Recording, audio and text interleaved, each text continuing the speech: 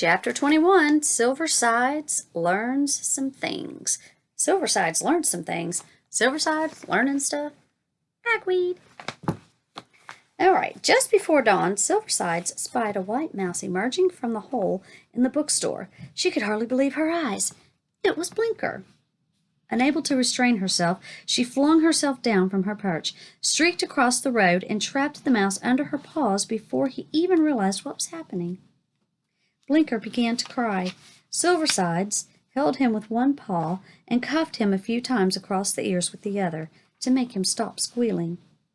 "It's about time we got together," she sneered, making sure her teeth were visible. "Now quickly, what is going on?" "Going on?" Blinker stammered. "Silversides, the mouse, another cuff." Let's see. Silversides gave the mouse another cuff. "You heard me. There have been a lot of you vermin going into this old store. I want to know why." "Please, I just want to go home," Blinker whimpered. "You'll be lucky if you go anywhere," Silverside snapped. "Talk faster, or I'll bite your head off. Once more, what are all you mice doing in there?" It's an old bookstore," the thoroughly frightened mouse said. The thoroughly frightened mouse said. "Are you suggesting that you mice are going there to read?" Silversides hissed. "You are much too stupid. Hurry up. I want the truth." "You're hurting me," Blinker squealed. "You won't feel anything unless you answer my questions," Silversides snarled. "It's Ragweed and Clutch," the mouse said hauntingly. "He's setting up a new—" "Ragweed?" Silversides interrupted. "Who's Ragweed?" He's a golden mouse. He arrived in Amberville only recently." Silverside's eyes gleamed as brightly as her sequined collar. "So that's his name. Suits him. And I'll bet anything that this Clutch has green hair. Am I right?" Yes," Blinker replied, even more frightened by what Silversides already knew. "Are they friends of yours?" "I think so." "Of course they are. You're a gang, a conspiracy. Go on. What are you plotting?" We're not plotting. It's just a new club for the mice," Blinker managed to say. "A new club?" Silversides cried. "How dare they? They should be staying home and taking care of their filthy children." "Silversides," Blinker pleaded, "please, I don't know anything about it." The cat, her paw still holding Blinker down, said, "Look here, Blinker. You want to live, to go home, and I suppose you want two particular friends of yours to live. Don't you?"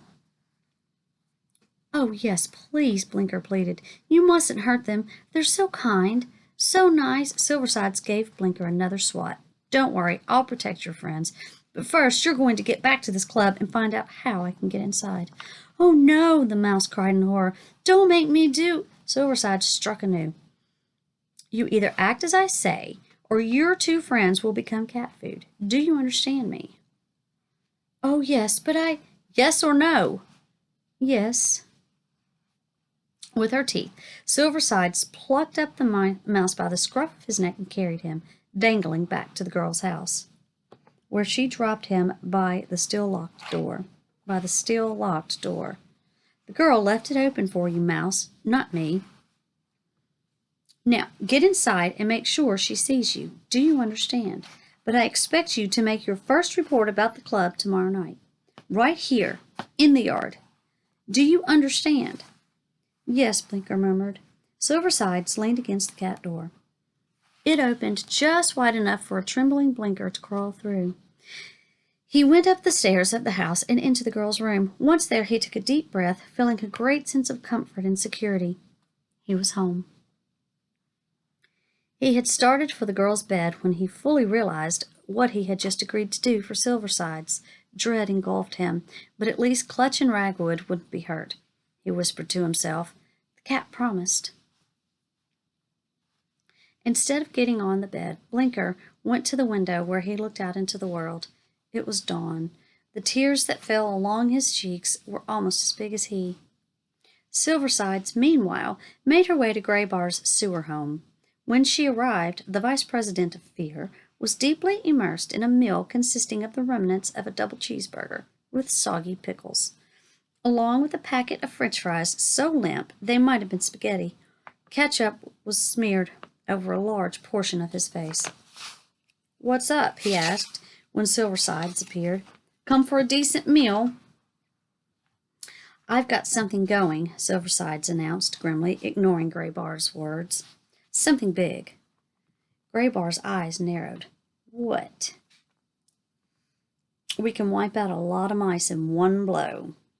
"Whatever you say," Graybar replied with his usual indifference. "Sure you don't want some eats?" "No." "And Graybar," Silverside said. "What's that?" "I'm the head of fear." "What am I supposed to do, salute?" Graybar said with a shrug. Silversides returned to the girl's house, found a makeshift place to sleep among the bushes in the backyard, and nodded off. But before she slept, she reviewed her goals. Get rid of 3 mice. End fear. Leave Amperville. Never come back. End of chapter 21.